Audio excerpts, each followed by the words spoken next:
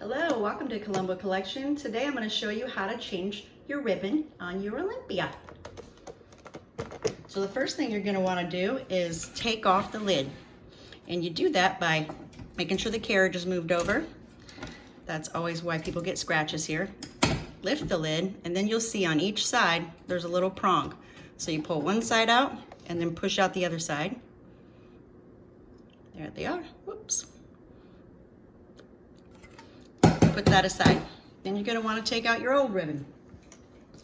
So the first thing you're going to want to do is move this little bar here, lift it.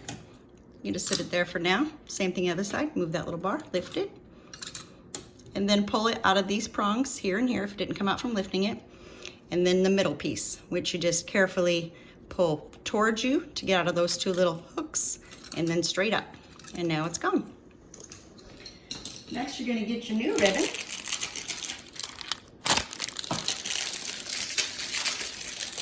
And first you're going to want to see which way the spools are turning to know which side to put in first.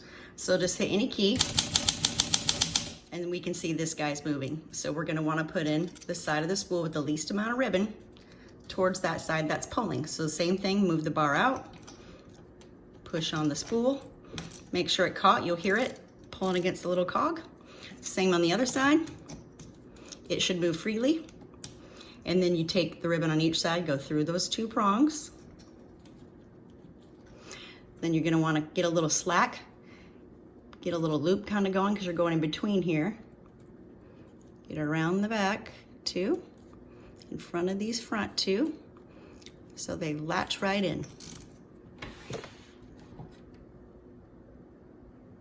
And that's what it looks like. Except for this guy didn't go in.